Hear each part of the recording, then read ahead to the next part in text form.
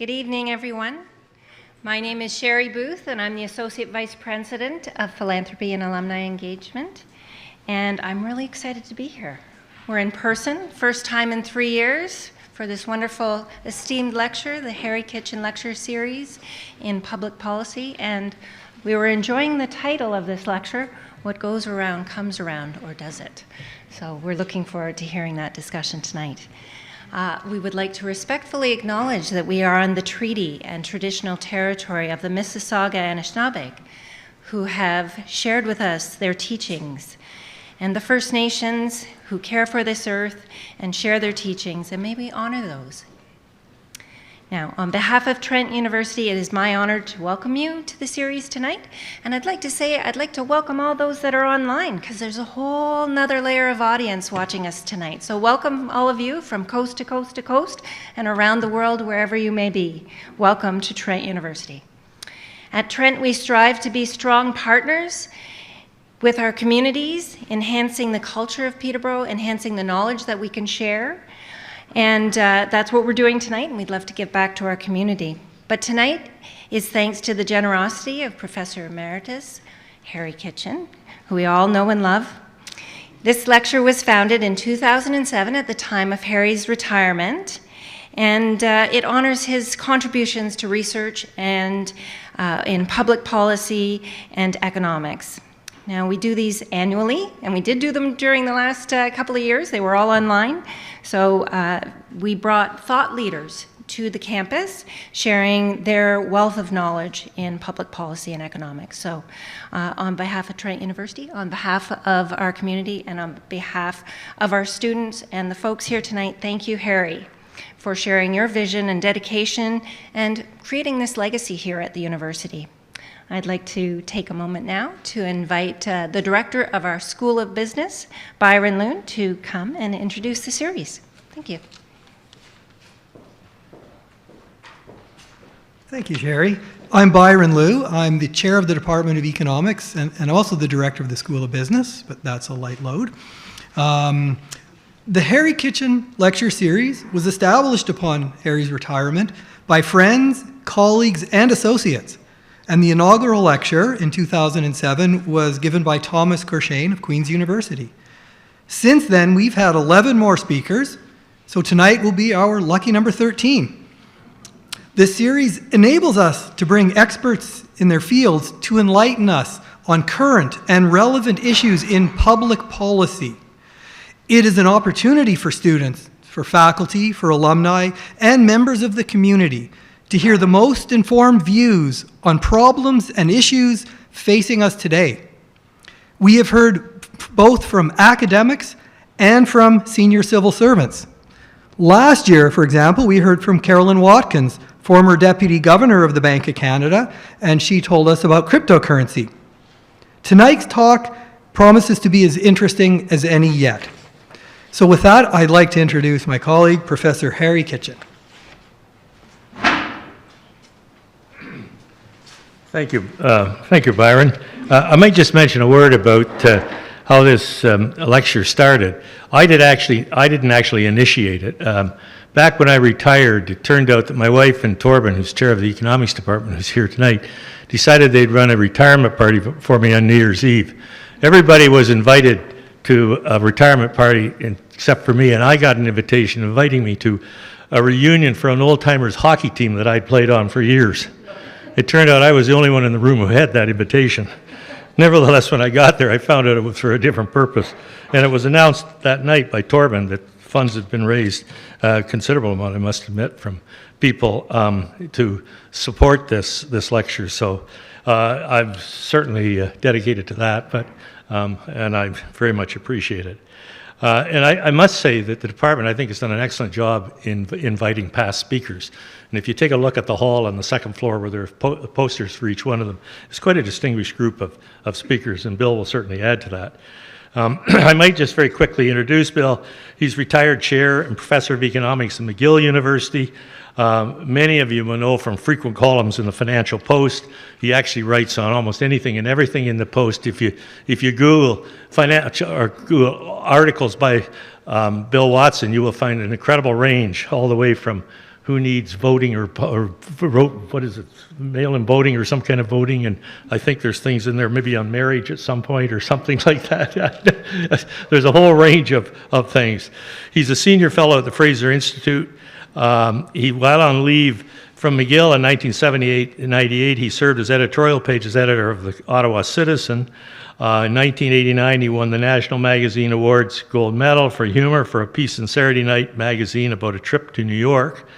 His book, Globalization and the Meaning of Canadian Life, published by the University of Toronto Press, was runner-up for the Donner Prize for Best Book on Canadian Public Policy in 1998.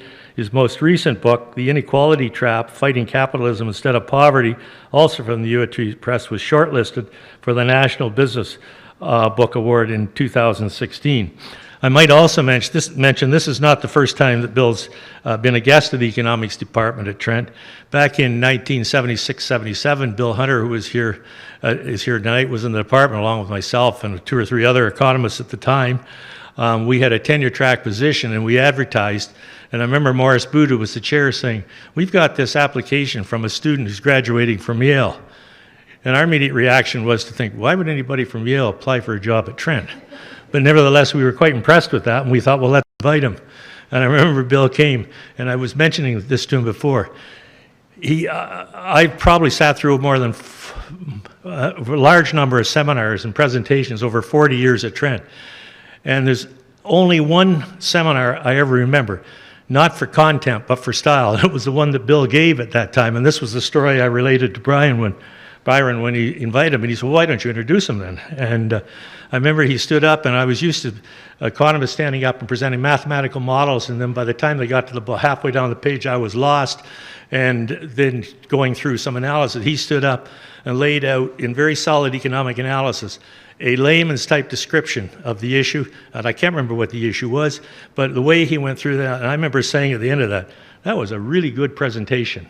And of course, if you read a lot of his articles, I think they come out exactly the same way.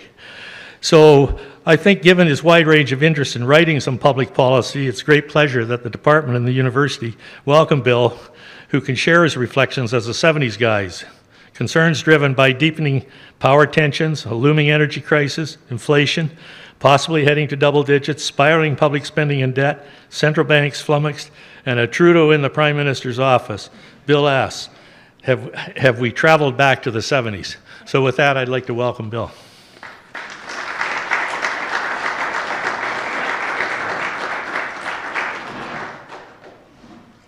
Can I get the technical people to remove all the equations I was presenting? People ask me about the 70s guy. What's a 70s guy?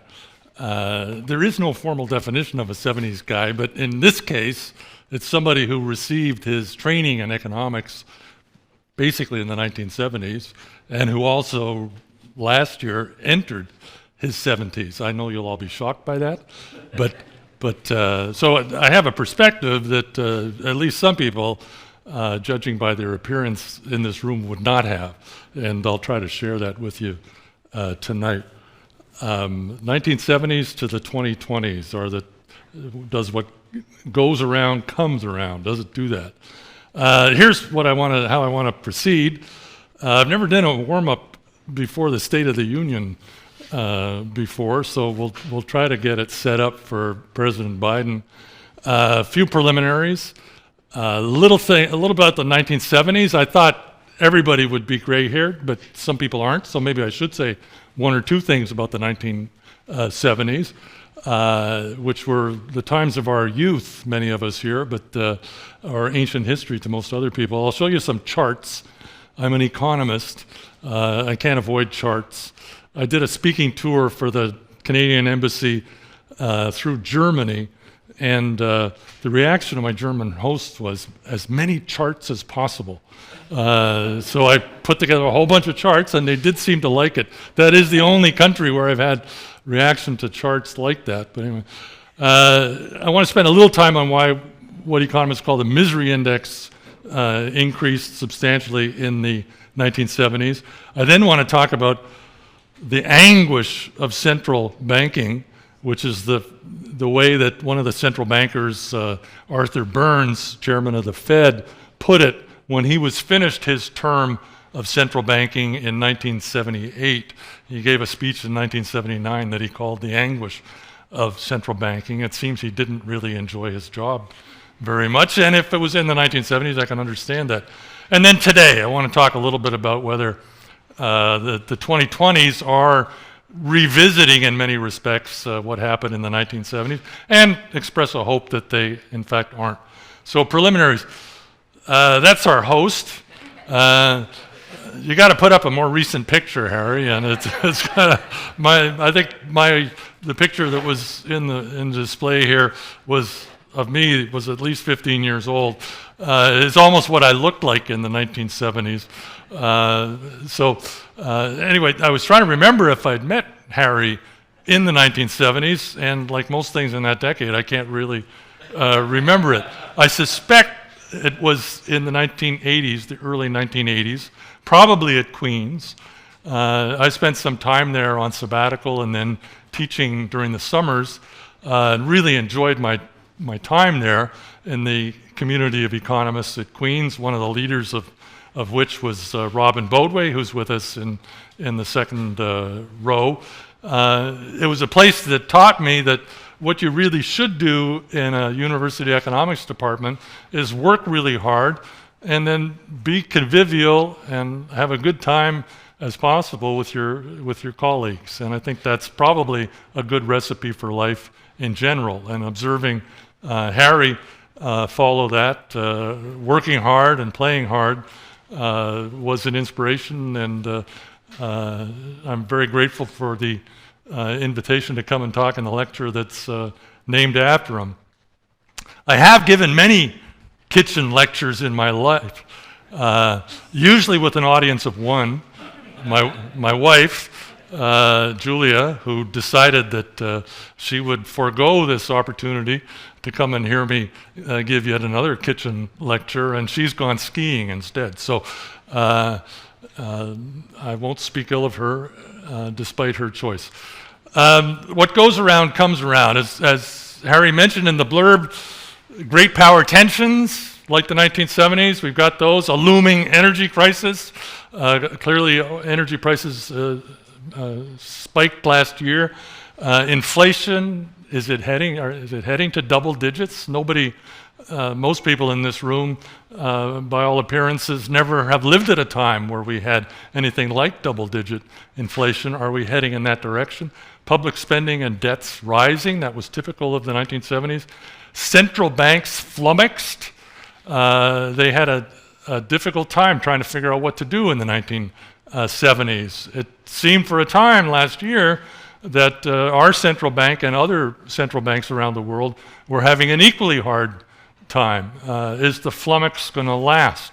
And then finally, we do have a Trudeau in charge again, and that had certain effects in the 1970s. Maybe it's having effects now. I'll start with the decade's seminal event, which I'm sure you all remember, from April 1970. Paul quits the Beatles. This was a big shock at the time. I won't explain who the Beatles are. I think most people, even the younger ones, will understand who they are. In one respect, at least, from that time, it was all downhill. Here, this was a little before Paul quit. This, of course, John Lennon and Yoko Ono, and that's the first Trudeau. And that was during the Give Peace a Chance tour, when they had been naked in bed in Montreal, but to visit the Prime Minister's office, John actually put on a tie. So that was the spirit of the age. It was all downhill after that in terms of music. This is the Hot 100 single of the year. Simon and Garfunkel, they're okay. Three Dog Night, Roberta Flack, Tornado Land. You can read those. The groups that had number one for the most time during the 1970s, the Bee Gees, Rod Stewart, Elton John, and a couple of others whose names I can't remember at the moment. During the 1960s, it was the Beatles, Elvis Presley, the Supremes, the Rolling Stones, and the Four Seasons. I think the 60s have it over the 70s. I don't know anything about music after 1979, so I don't know if the 60s and 70s have it after that, but at that time they did.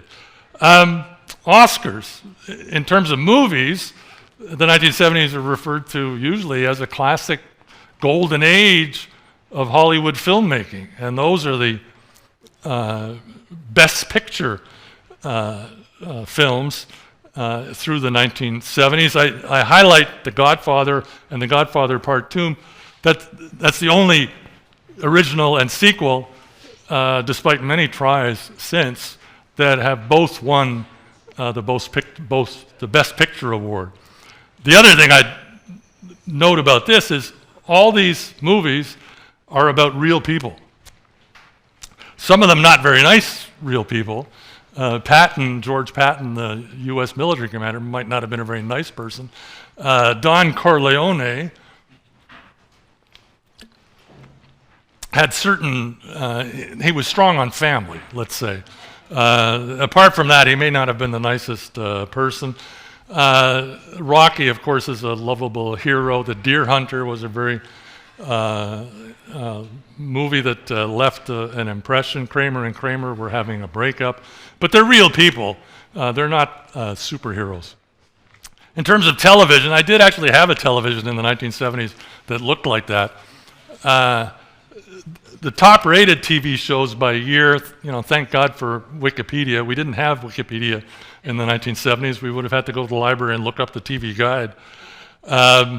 Starting off, Marcus Welby, which was the guy who had played Father Knows Best in the 1950s, sort of iconic character, played Doctor Knows Best in the early 1970s. That was the top show in the U.S. And then All in the Family, which you may have heard of, became the top-running show for 6 years in the United States. Have I counted correctly? 5 years. People talk about the fact that there's a political split in the United States. The hero or anti-hero of All in the Family, a guy named Archie Bunker, was the original deplorable, right? He was a supporter of, he was a member of the silent majority, a supporter of Richard Nixon, possibly a closet supporter of George Wallace, the former governor of Alabama. And his son-in-law, was a liberal Democrat, opposed to the war in Vietnam. And it was obviously very successful. Everybody understood the cleavage that it was talking about and made fun of and made jokes of. So that's a time when the United States was quite split politically, and leading television shows benefited from that. I indicate Happy Days. Happy Days was about the 1950s, but when you see that, you think, well, in the 1970s, Happy Days were the 1970s, in fact, happy days. Laverne and Shirley, we lost the actress who played Shirley last week, sadly. I have That's Incredible in green. In this source, the TV ratings guide, that's the first reality TV show that makes the top 3. We're all familiar with reality TV shows, but that was the first categorized as a reality TV show. Now, 60 Minutes, which is still on air, and it seems with the same people hosting it, they're propped up every Sunday evening. That was a reality show of sorts, and of course 60 Minutes is still going. If you like your TV Canadian, those were some of the leading shows in Canada. The one that's still on is the one in the bottom right, Hockey Night in Canada. Professor Suzuki, who's pictured there with the different color of hair than we've grown accustomed to, I guess just stopped recently, or is stopping this year. Geopolitics in the 1970s, the USA against the USSR, right?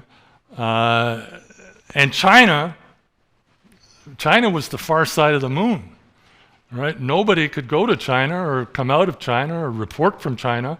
So it was an unknown place. The Globe and Mail was one of the first, I hate to use that phrase, but the Globe and Mail was one of the first world newspapers to have a correspondent in China. And of course, in 1972, Richard Nixon, with the help of Henry Kissinger, or Henry Kissinger with the help of Richard Nixon, depending on which person's memoirs you read, made overtures to China, basically to try to change the power balance and bring in China as an offset to the USSR in the Cold War. 2020's geopolitics, it's now, tables have turned, it's the US really against China are the two major powers, and Russia is trying to ingratiate itself to China to, I'm an economist, I'm riffing here on geopolitics, but my interpretation is that Russia is trying to ingratiate itself to China so as to offset the balance against the United States. So there's some similarities. The misery index was devised actually in the 1960s by a Yale economist named Arthur Okun, who was working in the White House at the time for President Lyndon Johnson, and he devised a discomfort, what he called a discomfort index, to try to describe the state of the economy. And it's a fairly simple-minded, but many people have tried to find other ways of doing it, and simple has great appeal. You add together the unemployment rate and the inflation rate. It weights them equally, maybe that's a mistake, but you add them together and see what happens. What I've done in this chart is superimpose or juxtapose maybe 1965 through 1980. Anything blue will be that. Blue is the appropriate color for that decade. And on top of it or beside it, 2015 on. And my data get to 2022. I'm an economist. I'm tempted to make it up, but I won't. So what we can do is try to compare them a little bit and see where they lead. Well, if you look at 1965, misery index of 6, the unemployment rate was probably around 4. The inflation rate might have been 1.5, 2 points, something like that. Look at 2015, and on inflation, we were doing essentially the same. Unemployment, a little bit higher. Right? So a higher misery index for the first few years after 2015 than for the first few years after 1965. Then a bit of a mix. Then the blue stuff goes crazy. Right? You get up above, what do you get above? You get above 18 in terms of the misery index. And in fact, it's around this time that Ronald Reagan, a candidate for the presidency in the United States in 1980, starts calling the discomfort index the misery index, which caught on much more and really was a sort of albatross around the neck of the president he was trying to unseat, and did unseat Jimmy Carter. What happens in our experience, if anything, this is going down, this red stuff, and then COVID hits, and it gets a big spike. Unemployment goes way up. You would have read in the National Post that unemployment was not going to stay high, and of course, it being the National Post, that was correct. So unemployment came down substantially, but then inflation takes over. And so we get a big drop in the misery index, but then starts to rise. And it rises, pretty steeply and at the same pace as some of the rise in the 1970s. So the question is, what's the rest of the decade going to look like? Is it going to be as miserable as the 1970s, or is it going to be a little better?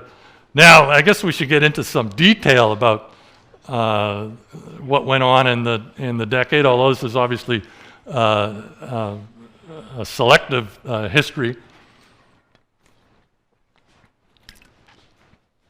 The stuff in black is just kind of ordinary events, or at least there's no theme to it.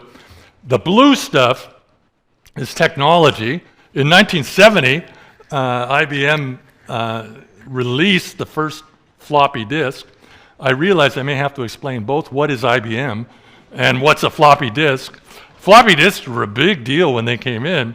They weren't such a big deal when they went out, because they did go out, and now, of course, nobody uses them. VCRs, also a relic of the past, but a fantastic deal. People paid thousands of dollars for 200-pound VCRs that were, big, and anyway, they couldn't play very well. Pocket calculators. The Concorde was an airplane. Used to fly supersonically between London and Paris and New York. Atari 2000, I'm unfamiliar with that, but apparently it was a famous video game. The Sony Walkman, and I had a Sony Walkman, also about a 4-pounder, and it could store up to 16 songs at a time, and this was nothing like it would ever have to be invented again. Was the feeling many of us had. The red stuff is economic policy. The United States is a free market country, but in 1971, the U.S. introduced wage and price controls. It was going off the gold standard, the gold exchange standard. It wasn't going to redeem. You couldn't go to Fort Knox anymore and hand in money and get gold back. You could never actually do that anyway, but people would do it on your behalf. They were going to stop doing that. But President Nixon, a Republican, on the advice of a Republican head of the Fed, Arthur Burns, introduced wage and price controls. We did that in 1975. OPEC 1, the first episode where OPEC got together and tried to raise oil prices and succeeded beyond its own expectations. Whip inflation now, after Nixon resigned in 74, Gerald Ford took over as president, the former congressman, and to get rid of inflation, which was running 6-7% at the time, he devised this basically advertising program called Whip Inflation Now. And what does the acronym spell? Win. And so they handed out win buttons, millions, hundreds of millions of win buttons. I had one for a time. I wish I'd kept it because it would help me in my own personal battle against inflation today. Because you can sell them for more money than you got them for, and that didn't work. In our country, 1974 was the Zap You're Frozen federal election campaign.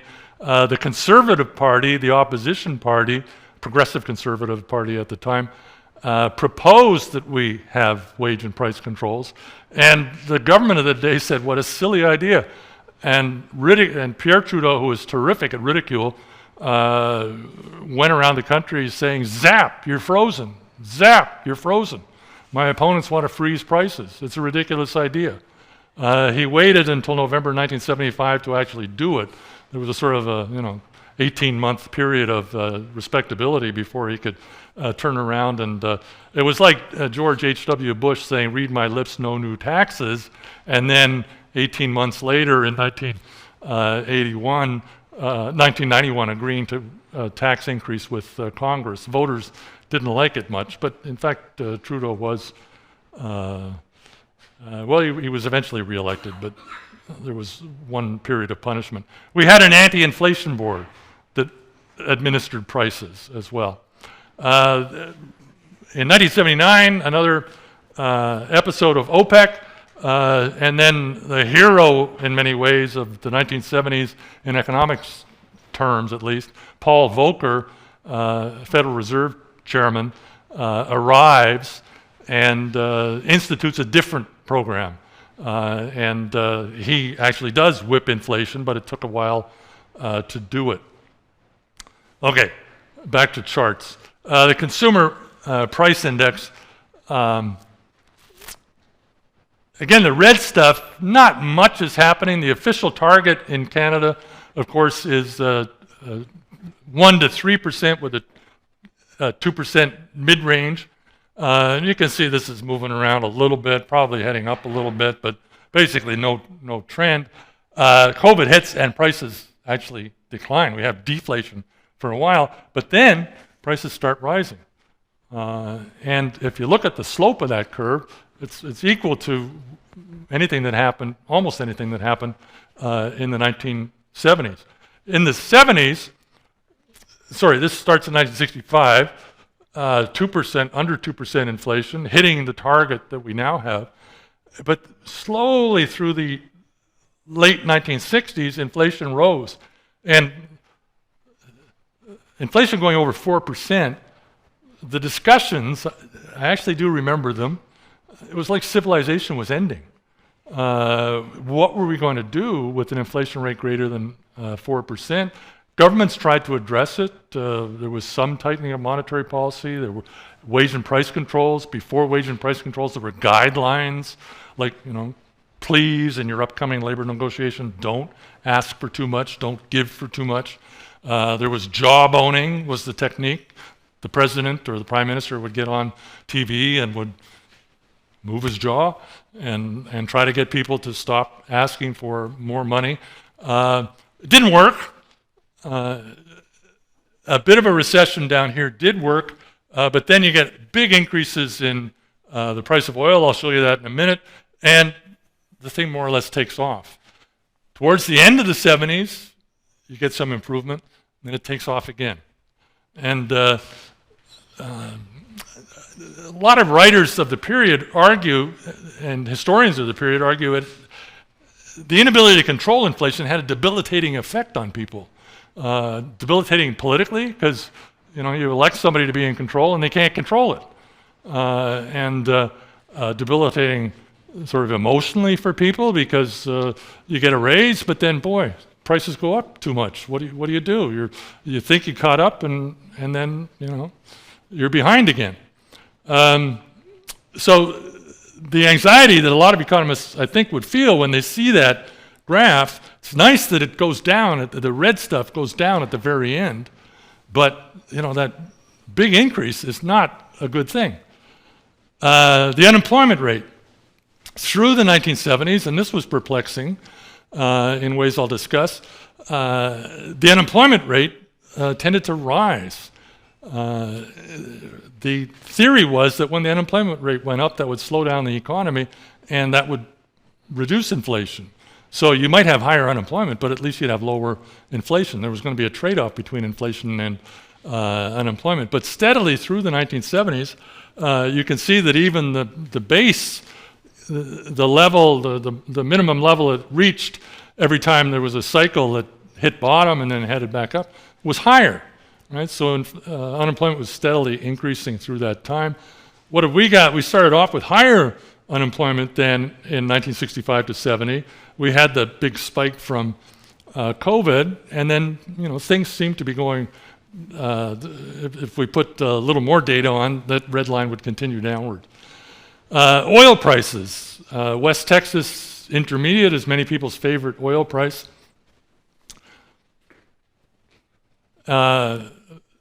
Both are 100, 1965 for the blue and 2015 for the red are at 100. In the case of the blue, I think it's $2.67 a barrel for the US, something like that. And nothing happens, right? For the longest time, nothing happens. It goes up a little bit in 73, but then after the Yom Kippur War, OPEC decides to embargo oil sales to the United States and the Western world, and the price rises quite substantially. So I'm measuring that not in price, but with those initial years equal to 100. And so here you're going up to almost 400. Here, by the end of the decade, you're up to 1,400. Right? So what started at 100 by the end of the decade was at 1,400. That's a big increase. We've had a big increase as well in the red stuff, but although we were impressed by last year's spike in prices, not much happening. It goes down. It's a big increase from here to here, but this is COVID. Nobody expected. I took a picture at my local gas station of 65 cents a liter because it was so unusual. Nobody expected 65 cents a liter to stay where it was, or whatever the equivalent price was in terms of barrels. So we've had a doubling maybe of the price of oil, but we haven't had so far 14 times. And let's hope that we don't have 14 times increase. But clearly that was a very difficult environment in the 70s. Federal deficit as percentage of GDP. The blue stuff, well, it just kind of deteriorates, right? Government spending more than it's taking in tax revenue, building up debt. We started off at roughly the same deficit post-2015, went into deficit. It was going to be a temporary deficit. COVID came along, and it became almost a record deficit. You have to go back to wartime to see similar deficits. There has been a recovery, but we're still at something like 4% of GDP in deficit. So the question arises, are we going to continue? Are we going to get back to surpluses? Would that be a good idea? Or are we going to just sort of rumble along at minus 4% in terms of a budget balance? The consequences for debt can be significant, of course. Through the 70s, you had more or less finally paid off wartime debt, and the debt trends were favorable, right? 26% of GDP, something like that, down to here in 1973, in fact. And then, because you do start running deficits through the decade, you got the debt starting to rise. And it rises, as we know, through the 70s, through the mid-80s, to quite high levels. And then in the 90s, there was retrenchment, and we got that deficit, and we got the deficit into surplus, and we got debt back down as a share of GDP. The red stuff starts off at a higher level. Many economists would have argued, you don't want to consistently run substantial debts, because what happens if you get into trouble, right? What happens if something bad comes along, like a pandemic, and you want to spend a lot of money? Well, the consequence of spending a lot of money is the debt to GDP ratio is going to jump the way it did in 2020 and 2021. And, maybe it's going to come back down, maybe it's not going to come back down. There's a federal budget coming up, and the Minister of Finance is talking about fiscal responsibility, so that's encouraging. But in this business, you just, it's not the words, it's the numbers that count. Okay, well, the heroes, sort of some of them more confident than others, of this story about central banks and the anguish of central banking. Louis Rasminsky took over from Andrew Coyne's father in 1961, after Andrew Coyne's father James Coyne, got into a fight with the government, the conservative government of the day, and Rasminsky ended up replacing him after he resigned, and basically in principle. He lasted till 1973, and Gerald Bowie, I think it was 73, came in and lasted until the mid-80s. So those are the two Canadians in the picture. The three Americans, Arthur Burns, who was a Nixon appointee, Republican, served from 70 to 78, and he wrote the article, gave the talk a year after his term ended about the anguish of central banking. He was replaced by a Democratic appointment, Jimmy Carter's appointment of William Miller, who was actually a businessman, head of Textron, which was a conglomerate. Didn't really know much about monetary policy, wasn't really interested in it very much. And he lasted a year and a half. The Carter administration got into political trouble. It did a cabinet shuffle, and this guy quit as Federal Reserve Chair and became Secretary of the Treasury. And the person who replaced him is the guy who looks deep and lost in thought on the right-hand side, 6'8" Paul Volcker, who at the time was a cigar smoker. I mean, obviously, that's congressional testimony that they were giving there. He's smoking a cigar, and Arthur Burns was famous for a pipe. Often a pipe is a prop, so you can, think about how you're gonna answer a question. You make a show of this, and then you hope you figure out an answer to the question. And Volcker took over in August 1979, and inflation kept rising. The markets seemed unconvinced by increases in short-term interest rates of 25 basis points. And so in October 1979, after a trip to Europe, there was an emergency meeting of the Fed on a Saturday, which never happens, a Saturday evening press conference, which most reporters were not very happy about. And the Fed went over to monetarism. It said, we're not going to jerk around with little interest rate increases now, from now on. What we're going to try to do is control the money supply.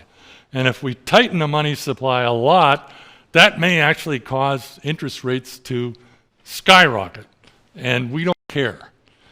Didn't quite say we don't care, but the message went out, this is going to be a cost of getting rid of inflation.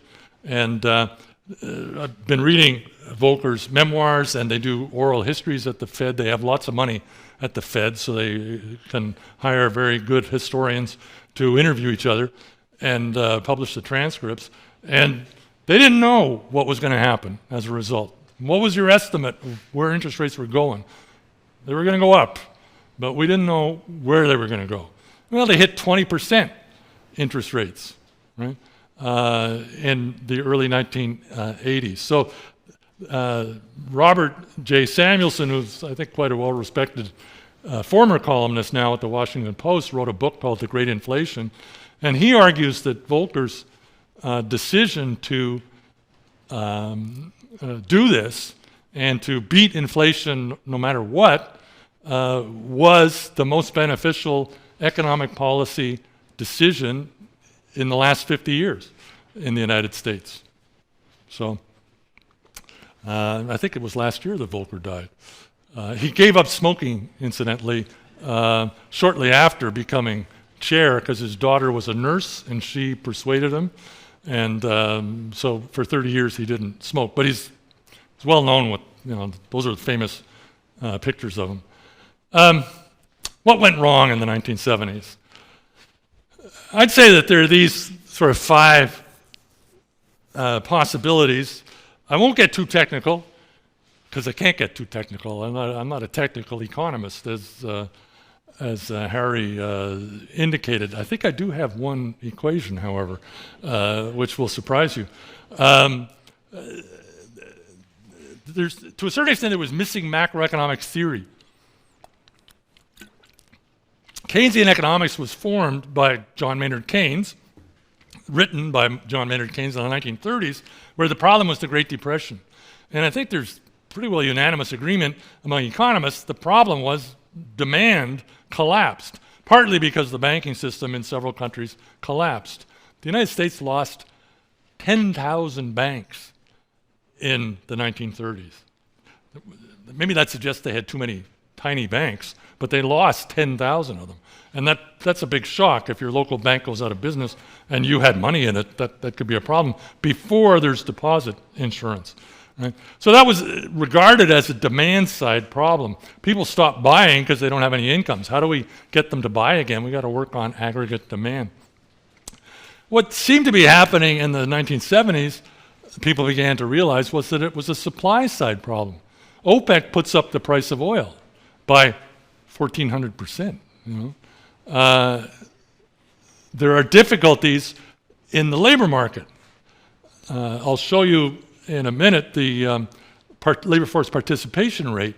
It goes up in the 1970s, largely because a lot of young people and a lot of women are entering the workforce.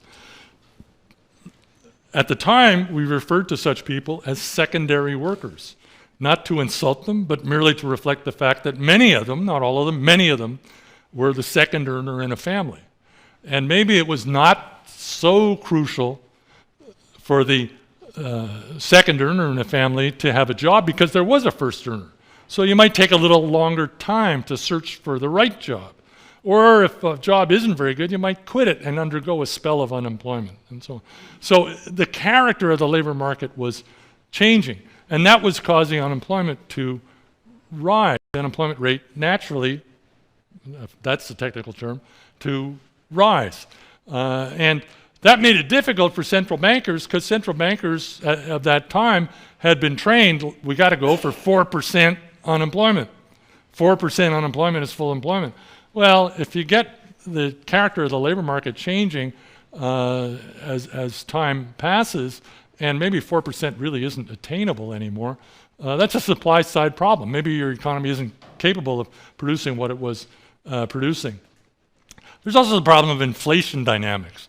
And I'll show you a chart in a minute where I talk about that. Faulty policy tools.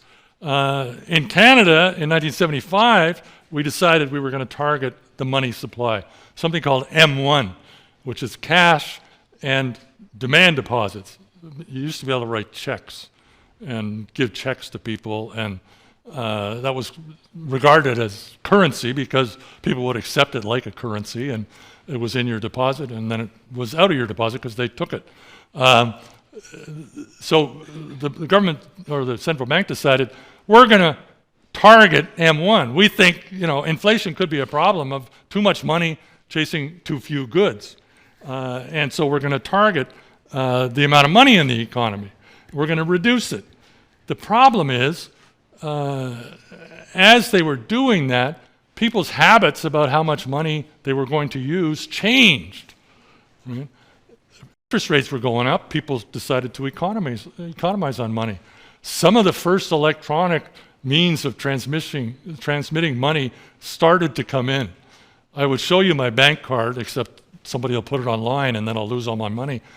It has, out of the 15 digits or so, it has about 12 zeros.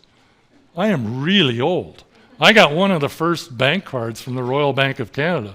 So it's 000. Somewhere, sometime, I hope they're going to put me in a Hall of Fame and give me a monetary reward for doing so. What you were aiming at, the target started moving around, right? And it's like driving a car. The old analogy is if you're the central banker, you're driving a car, you want to put the brakes on because the economy is going too fast. But the brakes have a variable response. Sometimes when you hit the brakes, you get an immediate response and you sort of hit your head on the windshield. This is before airbags. But other times, you're not getting much of a response at all. You have to pump and pump and pump. Maybe your brakes are like this already, but if you're driving a car like that, it's not much fun. So faulty policy tools could have been a problem. An inhospitable intellectual environment, I'll talk about that in a second, and central bank dependence. A number of the memoirs I've been reading and a couple of the histories in preparation for this suggest the idea that we have now that central banks should be independent and stand alone in the operation, at least, of monetary policy really came along in the late 1980s, early 1990s. Thanks in part to Paul Volcker, who created the impression that central banks know what they're doing. And politicians decided, these folks seem to know what they're doing. This is not a fun problem to have. We'll let them do it. But in the 70s, you don't get that. Richard Nixon would call Arthur Burns into the office and talk about what he wanted to happen to interest rates. Volcker himself was called into the office by James Baker, who was the chief of staff to Ronald Reagan in the summer of 1984, leading up to the presidential election in which Reagan won a landslide. And Reagan didn't say anything. Volcker reports that he seemed uncomfortable. Baker said, "The president is ordering you not to raise interest rates before the election." That's not central bank independence. If the president says, you have to keep interest rates. Volcker said, well, my first thought was, we're not going to raise interest rates, we're going to lower them, if anything.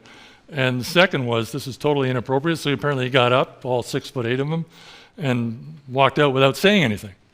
I haven't read Baker's memoir yet of that, but that's central bank dependence. And if your central bank's dependent when you're trying to fight inflation and win elections for your political sponsors at the same time, you get into a sort of stop-go policy. You know, if the election is safely in the distance, well, let's go after inflation. If the election's approaching, well, maybe we can't go after inflation so much. We have to lower interest rates, accept more inflation, and try to reduce the unemployment rate. So this guy is Bill Phillips, a New Zealander, who is known mainly for the Phillips curve, which is the curve on the right, which he discovered in 1958. I've read that the article, this is something that happens in the internet age, but he submitted the article to Economica one day, and it appeared the next. I don't quite know how this happened, because they did have to print it at that time. Maybe they just got it in at, just as the issue was going to press. But anyway, very influential article. Some estimates, the most cited article in macroeconomics in the last century. What it does is suggest that inflation and unemployment are related in this way. If the unemployment rate falls, this is 100 years of British unemployment data and wage increase data. If the unemployment rate falls, that tightens up the economy, people have more bargaining power, and you get bigger wage increases. If, as Marx himself might have said, if you run a reserve army of the unemployed, you get less inflation, right? You may actually get deflation. This is below the line. And Phillips did some econometrics basically by hand, because they didn't have many computers in those days, and the programs for doing econometrics weren't very good, and came up with this curve. And the argument was, you pick a place on the curve, either you like no inflation, but you're going to have lots of unemployment, or you want to get unemployment down to a minimum, but you're going to have to accept inflation. And the argument that the feeling that people had was this was a permanent trade-off. You could see it in the data, right? So probably from 1960 to 65, a couple of economic reports of the president seem to suggest that they're buying into this, and we're just going to move the economy a little further down towards fuller employment, and if we have to take some inflation, we'll take it. Phillips didn't like that, because his early work in economics, he was an engineer by training, was all about expectations and what happens when expectations change. And if you push down on the unemployment rate and the inflation rate goes to 4%, maybe you're going to start thinking, hey, I'm living in a world now where standard inflation is 4%. If I want to get ahead, I might have to go to 6 or 8. I got to ask for a bigger. But when you read about the Phillips curve, you tend to think, oh, well, this guy was an engineer and not very smart. Good with drawing curves, but didn't really understand the economics of it. But in fact, he did understand the economics of it, didn't like the use that the Phillips curve was put to by people who wanted to move down it and reduce the unemployment rate. And his favorite policy was zero inflation. He liked zero inflation. And to show you that he did understand what he was doing, this supposedly is a copy of the letter, the empty envelope, that sitting on a park bench in Cambridge in 1952, he wrote out for Milton Friedman, a name probably known to you, father of monetarism, rampant anti-inflationist, showing how adaptive expectations work, showing that expectations do adapt over time. And in 1967, Milton Friedman gave the presidential address to the American Economic Review, saying, this Phillips curve doesn't work because people adapt their expectations. Well, Phillips knew that, and it kind of looked like Friedman was dumping on Phillips, but in any case, over time, Richard Lipsey, in his presidential address to the Canadian Economics Association in 1981, said that it took about 5 years for the profession, the economics profession, to sort of understand that there wasn't this permanent trade-off, that if you push hard on inflation, you're going to get accelerating inflation. I was in graduate school at the time. that understanding didn't get through to me because I was still puzzled by it. And a lot of central bankers weren't PhD economists who were up on the very latest results on the Phillips curve, and I don't think they got it. So it took a while for this idea that, well, maybe you can't play this game on a permanent basis to get through. So, you give people slack if they're trying to implement at the head of the Federal Reserve Board or the Bank of England or the Bank of Canada policies that have just been understood at the leading edge of economic theory. This labor force participation rate, this is the story I told you, and it doesn't go back to 1965, the series I'm using, but it's rising, right? More and more people are coming into the labor force, but they're of a different type than the sort of head of single families that had been typical through the 1960s, and their labor force behavior might be different. There are also changes in laws that take place. In Canada, there was a big change in unemployment insurance laws in 1971 that tried to make it sort of easier to experience unemployment. We want it to be nice to the unemployed. But, if you're nicer to people in the state of unemployment, they might not be quite so anxious to get out of the state of unemployment. They may search a little longer. They may decide, I'll take another couple of weeks. And they can exercise their preferences differently. And so that may have an effect. But, people should keep track of that, but you're doing this in real time. And, the leading edge labor economists are figuring this out and writing about it in the Brookings Institution. But I guess it's your job to try to keep up if you're president, but there's so many things going on when you're president. You got to give the State of the Union and so on. The spirit of the age. This is John Kenneth Galbraith, who was born in Canada and had died at the age of 98, I think, maybe 10 years ago.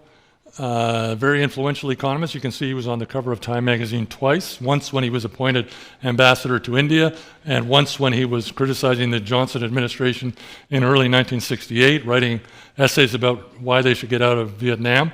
And there he is wearing a snappy suit from 1977, just as his TV series, The Age of Uncertainty, is about to go on air, in which he sort of explains the economic system in a way that suggests that it's not really a competitive enterprise system. You've got big companies that run the show, and therefore the price level is whatever they want it to be, and there's no point in trying to beat down inflation because the structure of your system keeps producing inflation. These are two books. I'd recommend them, reading them for their historical interest, but also they're really funny. Right? The guy's an amazing writer. He was an amazing writer. I always found him really entertaining. He got me interested in economics. I got unburdened of his view of the world eventually. But, and of course, a lot of the references will be, it's 1958, 1967. 1958, The Affluent Society was a very influential book. If the 60s were liberal, well, maybe he just caught a wave, but he may also have helped generate the wave. The argument was the private sector is very well developed. We've got to develop the public sector. In the U.S., that led to the war on poverty, and there was a retrospective on Joe Biden's first 2 years recently, and they had a guy on from the Johnson Library who's, curator of the library, and he went through, Joe Biden did okay. He had 2 or 3 major pieces of legislation. Johnson in 1964-65 had like 20 well-known pieces of legislation. So, and some of that was probably from Galbraith, and Galbraith was in the Kennedy administration and stayed on for a while in the Johnson administration. Did it influence Canada? This is from the New York Times, arguing that the Prime Minister of the day thought that wage and price controls were a Galbraithian policy, and so, how do you measure influence of how people think? I tend to think Galbraith was important at that time. So what went wrong in the 2020s? Now, the 2020s aren't over yet, so maybe we can redeem ourselves, and maybe the 2020s won't go so wrong. Obviously, COVID came along, and that will excuse at least some of what's gone wrong, is they're missing macroeconomic theory that caused policymakers to go astray in terms of how much aggregate demand or aggregate supply they produce. I don't think so. I mean, I'm not a theorist. It seems to me that aggregate demand and aggregate supply stories can still tell you useful things about prices. The difficulty, of course, is in the pandemic environment, in the COVID environment, you don't know exactly where your aggregate demand is, and you don't know exactly where your aggregate supply is. You know, if people ask you March 15th, 2020, okay, what's the unemployment rate going to be 3 months from now? People would give you opinions, but, you know, they should be locked up because it's irresponsible to give an opinion. It's a completely uncertain situation. So I cut people a lot of slack who were trying to run policy and say, well, you know, we'll do this to the interest rate and that'll cause an increase in demand of a certain amount, and that'll snuggle up to the rate at which aggregate supply is growing or collapsing, and that'll cause the inflation rate to be stable. I think the theory's there, but in this completely uncertain environment, the theory is very hard to apply. You just don't have the data on where you are. You're driving in the dark. You're driving in a complete blizzard. An elusive natural rate. Yes, to a certain extent. We don't know what is the rate of unemployment right now that would, going beyond it, would be inflationary, right? Because we haven't been in an economy of this sort before. That's getting less and less true because the unemployment rate's going back to levels we understand, and sort of crazy behavior in the labor market, and aggressive behavior by the government to get people out of the labor market or into the labor market. That's all fading now. So we're getting back more to normal times, but I think the natural rate is somewhat elusive. Faulty policy tools. I don't think so. We're not I edit the FP comment page, and we do get people submitting, and we sometimes publish them, monetarist tracts that say where we've gone wrong is we're not paying attention to the money supply. I think our readers should know that argument. I'm not convinced that that's a great argument. The standard policy tools of central bankers: raise interest rates, try to pull back on demand, aiming at the inflation rate. I think those tools are still working. It's a little hard, as I suggested, to figure out how are people going to respond if you're giving them lots of income out of the fisc to make up for their lost income in the labor market. How are they going to respond to an increase or a decline in interest rates? It's not easy, but I don't know that the tools themselves are not working the way we're used to them working. An inhospitable intellectual environment. I'm a conservative. I always think the environment in this country and in most Western countries is inhospitable. I don't think people are very fond of market processes. I don't think they would, if you went and asked them to get rid of inflation, is it okay if the unemployment rate goes to 10%? I think you'll get a resounding no. Then if you start asking long-term questions, is it okay if the inflation rate goes to 15% or 20%? Or is it okay if it just keeps at 12% forever and jumps up and down 5 or 6%? I think they'll probably agree that it's a problem that should be addressed.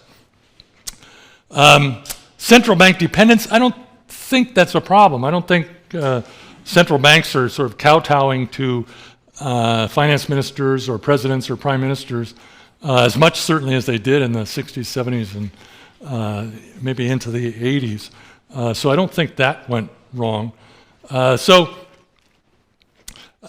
I think we got a problem with our environment that people may not tolerate the monetary policy that's going to be necessary to get rid of the inflation, if I'm right that it's going to be substantial. And we do have difficulties in trying to figure out exactly where we are because it's a difficult and unprecedented circumstance that we're in.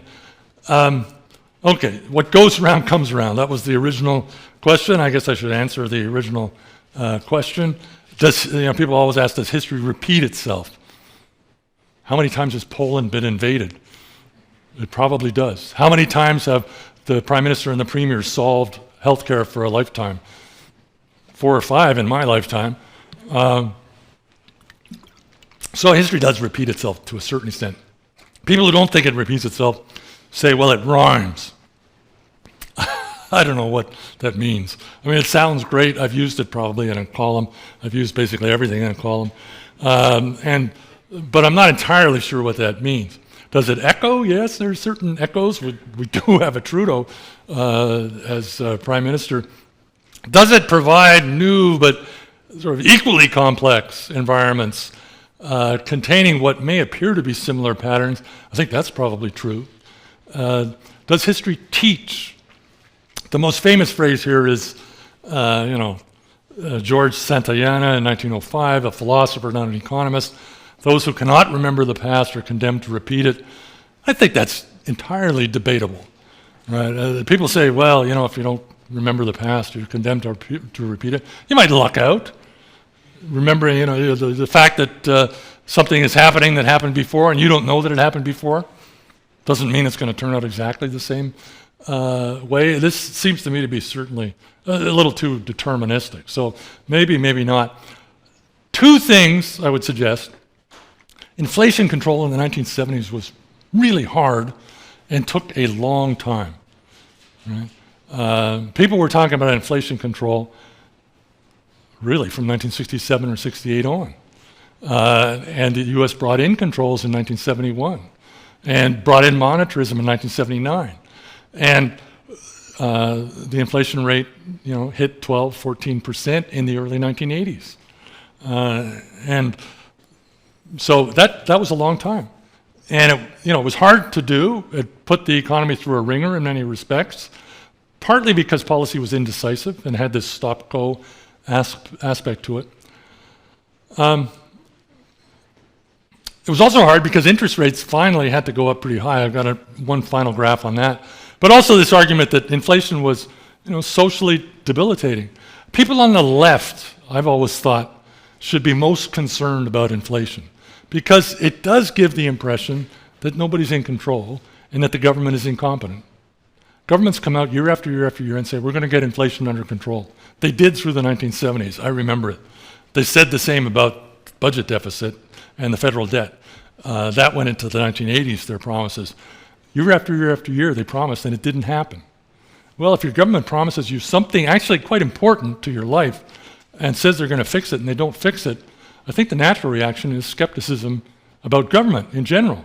I'm not on the left, so if people are skeptical about government in general, I'm not displeased.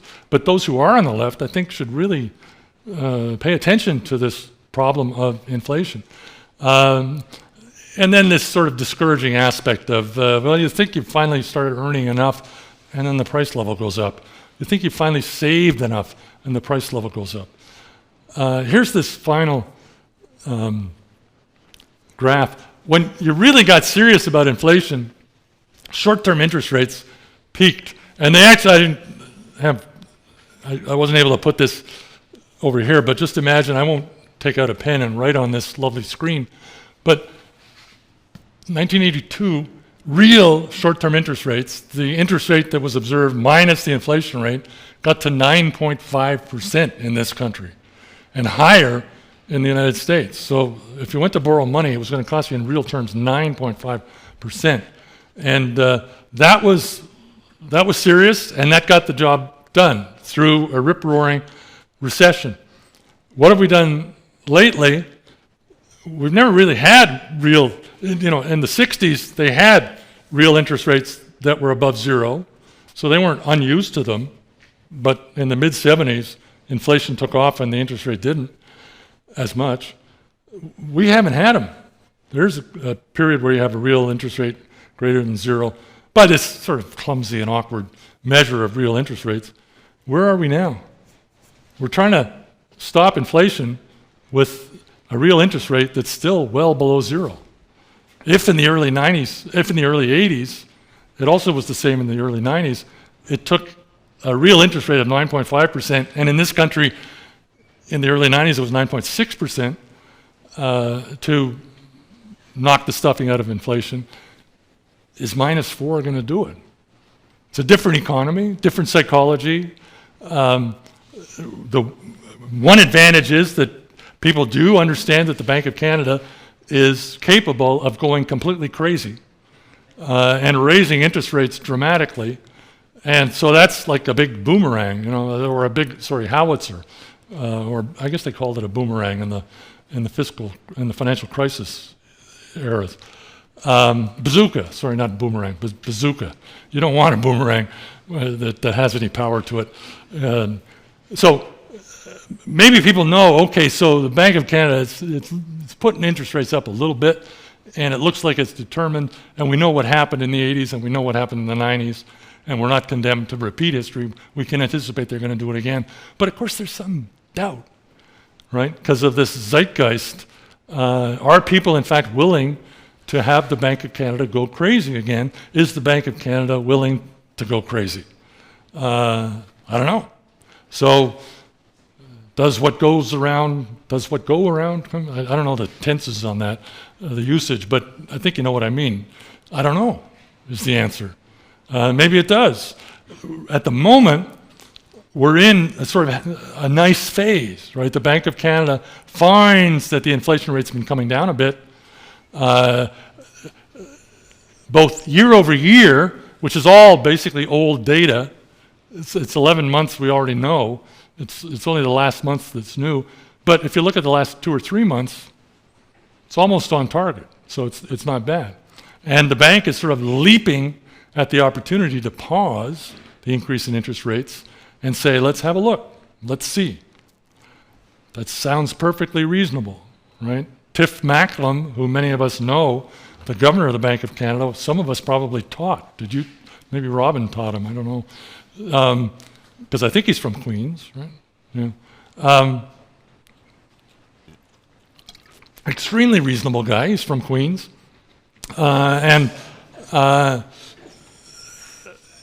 question you got to ask is he going to be willing, if push comes to shove, to do what Paul Volcker did and then what John Crow did in Canada in the early 1990s and raise interest rates quite high so that we're sure that we get rid of this fast so that it doesn't linger through the rest of the decade and screw up the rest of the decade and put our misery index up to where the 1970s misery index was. And, it's tough to ask of anybody, but that seems to be the way we do it. I think I've gone way beyond my time. Joe Biden is probably speaking already. I know you want to rush off and hear what he has to say. But if there's a question period, I'm happy to answer questions. And if there are no questions, that's okay. There's going to be a written version of this. If you didn't understand a word, I'm hoping it'll be clearer in writing. But So do we have any questions? I see a question back there. Yeah, go ahead. Hi. I recently read the book, 2015 Inequality Trap. In the book, you write the following, and I quote you. We should worry less about inequality, which is the distraction from what ought to be our true targets, poverty and privilege, and we should stop trashing our economic system as much as we do, and defend it more aggressively against those who are blind to its virtues and achievements. We're living in an era that is unprecedented, astonishingly so, in terms of incomes and wealth for billions of people. The system has served the mass of people well. We should therefore think very carefully before rejecting it because of its supposed immorality, restarting history and reaching for something dramatically different. In an interview with Steve Aiken, you mentioned that people have a better standard of living now than they had 200, 400, and 600 years ago. With that in mind, I have a two-part question, one referring to the past and one to the future. So the one in the past is, in your opinion, within the Canadian context, What economic decisions were adopted by the federal and provincial governments since the beginning of this century that helped narrow the income inequality gap? Since the beginning of this century, which I have to get used to, is the 21st century. 21st century. Since I wrote the book, I haven't looked at the numbers much. But I think that child tax benefit, if you looked at the numbers on inequality in Canada and poverty in Canada, I think poverty is the more important concern. As long as people at the bottom are doing okay, I don't really care what luxuries people at the top give themselves. And I'm not sure that the people at the bottom are poor because the people at the top are rich. But, and that's the theme of the book. If you look at the numbers, the poverty rate at the turn of this century among single-parent families, largely single-mother families, was about 40%. Right? So about 40% of them, there are problems with measuring poverty, which measure do you accept? And so if you look at the StatCan standard measure, it was about 40%. By the time that book was written, it was down to 20%. And part of that was the child tax benefits, our version of the sort of workfare credits, tax credits, the Whitby, which the former finance minister, now deceased, named that way because he was from Whitby, Ontario. So paying cash in that respect is going to have that sort of effect. I think that's the major. It was an explicitly redistributive tax and benefit package, and I think that works. Right? And I would prefer that when we do go after income redistribution, we do it explicitly and show the money rather than saying, farmers are worthy people and we're therefore going to fix the price of milk for them. There are probably others that I could mention, but you've caught me. I was so enthralled to hearing my prose come back at me like this. I was glad the chairman didn't say, "Is there a question, please?" Because it was so pleasant to hear. That book, by the way, is available at University of Toronto Press. There is a Kindle version. You can buy it as we speak. I think the hardcover is substantially reduced in price, alas, but it still does exist. And there was the second part, which refers to the future. And here's what the question that I have. What economic policies should the federal, provincial, and municipal governments employ over the next quarter of a century and beyond to make our capitalist society more equitable?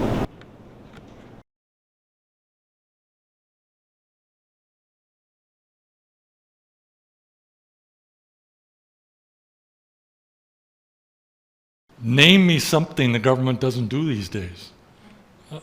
It's hard to do. If you go through I did a column a couple of weeks ago. I can almost remember what I wrote. I went through the list of federal government agencies. It's something like 561 agencies, right?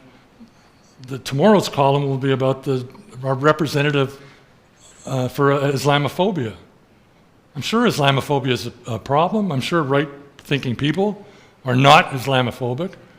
I don't think paying $5 million a year to an official federal representative on Islamophobia, or under the former conservative government, religious freedom, or you can think of any number of these things, is either right or is going to be effective. Right? The punchline of the column will be, if it goes over well here, if you want to, who do you want to persuade? You want to persuade Islamophobes, right? You don't appoint a Muslim lady to go and tell Islamophobes, you got to clean up your act, You got to pick somebody from the social milieu who understands that their viewpoint needs to be changed, and also understands if somebody says, I'm from the federal government, and I'm going to tell you that the way you think is wrong, that's not going to have a positive effect, probably going to have a negative effect. So there's a whole range of these things. Industrial policy. I think we're setting up all sorts of funds and foundations that are going to pick the innovative, successful, profitable, green inventions of the future. And we're going to do it in Ottawa with 16 or 18 departments having a say and having to submit everything to federal government lawyers to make sure there's no contravention of any. So I would just say, it's a simple message: reduce the influence of the government on the economy and the society in general. And if we want to get rid of Islamophobia, let's go get rid of Islamophobia. Let's each of us, do what we have to do. I can write about it. Others can, if they've got people who are Islamophobes or anti-Semites or anti-gay people, you got to take it unto yourself to do it. You hire a bureaucrat to take care of this problem for yourself? So anyway, it's a smaller government would be my answer. Young man up front. Yeah. Certain irony in the... It wasn't just Paul Volcker, it was Ronald Reagan as well, wasn't it? I mean, ultimately, the way to reduce inflation is to make workers afraid to ask for wage increases that will allow them to keep up.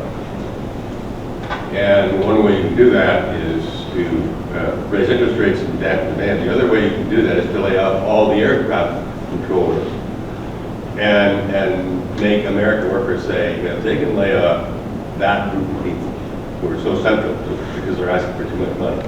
My job is in serious jeopardy. I better not go for a 12% increase in my rate. But we don't have anybody like Ronald Reagan to do that. I don't think so. You seldom get a person like that, actually. And in the late 70s, I thought he was an idiot, right? I was sort of trendy left and just thought this guy's an actor, he doesn't know anything, and he's not going to achieve anything. I do. People are capable of learning. I do have a final slide here. Maybe this is not the time to show it, but this, that Santayana quote I gave you about people condemned to people who cannot, whatever the quote was. It's very famous and I can't recite it. The very same paragraph has this, which I'll let you read, and it, for those I had dinner with who are of a certain age, it's not a very encouraging quote. So what I chirp in my old age may not be the most important thing for people to listen to, but I was always very admiring of Robert J. Samuelson. I think he was a terrific columnist for the Washington Post, very balanced and very up to date on what was going on in economics, macroeconomics, in the better U.S. schools, and talked to the... So I have a very favorable impression, and I suspect most people who are familiar with him would feel the same thing. His book on the Great Inflation argues, Reagan was... Volcker gets all the credit, but Reagan, I don't think he mentions the firing the air traffic controllers. The air traffic controllers had pledged as part of their job they would never go on strike because you don't want the planes to fall out of the sky when people leave their jobs. And they went on strike. And Reagan said, I'm sorry, you promised you were not going to go on strike. This is grounds for dismissal. You are dismissed. Which was, you can imagine. Well, you can't imagine because, you have to live through that society for 10 or 15 years, see how it was developing. And it was absolutely shocking that he would do this. Samuelson doesn't actually mention that, but he does mention Reagan's steadfast silence about the fact that the interest rates were going up, the unemployment rate was going up, people were hurting. He would, say, yes, we understand you're hurting. There's a job that has to be done. He was completely supportive of Volcker. So he gave Volcker substantial independence, because he inherited Volcker. Volcker was Carter's, give credit to Carter, he was Carter's nominee, and he had told Carter, I'm going to be tougher on this issue than William Miller, who was actually sitting in the room when Volcker was interviewed. And Carter phoned him up the next morning and said, you're my man. So Carter helped to a certain extent, but Reagan, who inherited Volcker, inherited high interest rates, basically was silent and supportive. And eventually it worked, and Samuelson argues, well, either the people around him or this Hollywood actor, they weren't so dumb. They understood this job had to be done. It was going to be very painful, but it got done. And it stayed done until just after COVID. And so now I think people who are aware of that experience are concerned. We don't want to go back there. That's not a good place to go. And, do you listen to your elders? I know my kids don't. But who can speak of that era except people who have some experience of it? So. Okay, one last question from right at the back. Just want to ask about the one echo of the two Trudeaus. I'm a historian, and I do know that Pierre Trudeau was reading Galbraith and spent a lot of time chatting people with finance and going through the debates you're talking about at the time. I would profess to have much knowledge. I know Trudeau the elder was quite intellectual. I'm more than a little skeptical whether Trudeau Jr. has the same skills. So I'm wondering what you know to the extent that the current Trudeau actually is up to date on any of this kind of thinking about how to deal with inflation in the same way that his father was. I don't have any information on that you wouldn't have by reading the newspapers. If you read the National Post. I'm not so sure that Trudeau Sr. was all that involved, you would know more than I, was all that involved in economic policy. The impression you get is that I was taught by Eric Kierans, who's a name that would be familiar to you. And he was an economist from McGill who was head of the Chamber of Commerce in Montreal for a while and active in liberal circles and became, I think, Postmaster General. He's the guy that introduced postal codes, the fact that we have postal codes, because he wanted to start running it with machines. And in his memoirs, he talks about when they floated the dollar in 1970, the Canadian dollar, which floated before most other currencies did. We were sort of a pioneer. We had been floating in the 50s. And Kierans went in to explain to Trudeau why this was a great idea. And Trudeau said, well, yeah, basically, I'll take your word on this, Eric. And Kierans said, I thought you went to the London School of Economics. And Trudeau said, oh, well, you know what those things are like. He had been on a sort of vacation tour of major universities and spent some time there and met some people, but apparently the economics didn't stick. So traditional economics he didn't like, but he did, of course, read a tremendous amount and was wonderfully learned in many ways and could recite poetry at great length. And it was a very impressive personality. I think his son is not so impressive. It's not his fault. It'd be hard to reach that standard. I'm not so sure that Trudeau Sr. was such a great prime minister. Trudeau Jr. seems to be lasting, at least, and that's one measure. So, yes, Trudeau was a sort of salon socialist, a friend of Castro, would not like anything the Americans recommended to him, I think. And so he would love Galbraith, and did love Galbraith, and referred to Galbraith. But I don't know if he was, I got to read the Canadian history of that 74-75 period and try to figure out who was actually running macroeconomic policy at that time. And I suspect it was somebody in cabinet. And Trudeau would certainly, he would understand the arguments once they were made to him. And he would understand the sex appeal of Galbraith. Hard to believe that a guy like that had sex appeal, but he was very trendy. And you were avant-garde if if you were following up on this type of policy.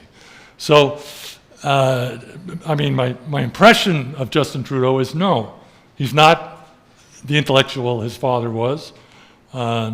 I don't know if he can write the way his father did, which was very effective in many respects. He has other skills, obviously. He has greater emotional intelligence, if you think that's a thing, than his father did. How much in control of policy is he, and will he make the call on, we got to do this. We got to get rid of the inflation. It's going to hurt. So be it.